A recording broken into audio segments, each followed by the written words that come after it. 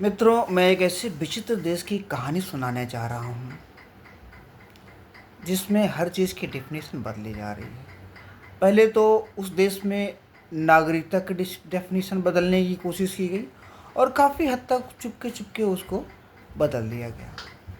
कुछ लोगों ने विरोध किया, लाठियाँ खाई, मारे गए, सैकड़ों लोग उसके विरोध में अपनी जान गँवा चुके हैं।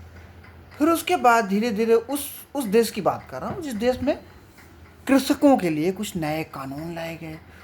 उसमें कृषकों का बहुत सारा फ़ायदा बताया गया, लेकिन वही ढाक के तीन बात, क्योंकि कृषि योग्य ज़मीनें और कृषकों के उत्पादों को कॉरपोरेट को सौंपना था। कृषकों ने भांप लिया और कृषकों ने विरोध किया। लगभग 750 किसान भाई उस मोर्चे को संभालने के लिए, उस आंदोलन को खड़ा करने के लिए शहीद हो गए। किसी तरह उस देश का घमंडी राजा थोड़ा बहुत झुका।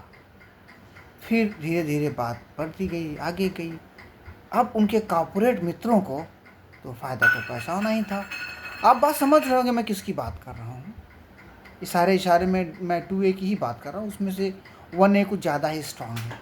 अभी आपने देखा, अंडमान निकोबार में 10 लाख से ज़्यादा पेड़ों के कटान का परमिशन दे दिया गया।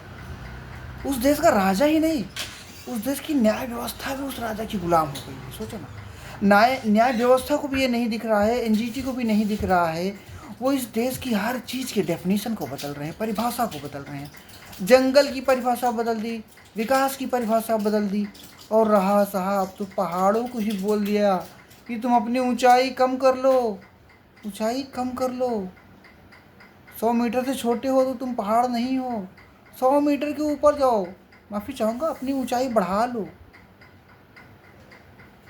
अरावली जैसे, हाँ उसी देश की बात कर रहा जहाँ पे अरावली है।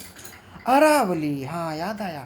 अरावली ये पहाड़ नहीं रह गया, क्योंकि अरावली में 100 मीटर से जो छोटी चोटियाँ हैं वो पहाड़ ही नहीं है। ऐसे 95% चोटियाँ जो हैं, ऐसे 95% पहाड़ जो हैं 100 मीटर से छोटे हैं। अब अंडमान निकोबार हो या फिर एक और देश है, वहीं पे एक और प्रदेश है, वहाँ पटना बिहार, 1 रुपए में 10,000 एकड़ ज़मीन दे दी गई, जिसमें से 10 लाख पेड़ वहाँ भी काटे जाएंगे। अरावली को नेस्तनाबूद कर दो, पहाड़ों को नेस्तनाबूद कर दो, जंगलों को नेस्तनाबूद कर दो। किसके लिए? आखिर देश में रखना क्या चाहते हो? लोगों की नागरिकता बदल दो, लोगों को अनागरिक कर दो, कुछ आप मानने को तैयार नहीं। अरे आप कितना साल जिंदा रहोगे? 10, 20, 30? लेकिन आप आने वाली 10, 20, 25 पीढ़ियों को एक मुर्दा बना रहे हो। उनके लिए जो जीने का माहौल है उसके आप ख़त्म कर रहे हो। और उस मुर्दे देश के लोग अभी भी उस मुर्दे ही हैं। वो समझ ही नहीं पा रहे हैं। उनको इसे धर्म की चाशनी में डुबा के उनको भांग खिलाई गई है, धर्म की चाशनी की भांग पिलाई गई है, और उस नशे में वो इतने डूबे हैं। आने वाली पीढ़ी, आने वाला कल उनका क्या होगा, उनको उससे कोई मतलब ही नहीं है। भगवान ही भला करे ऐसे इस देश का। अब नाम नहीं लूँगा मैं,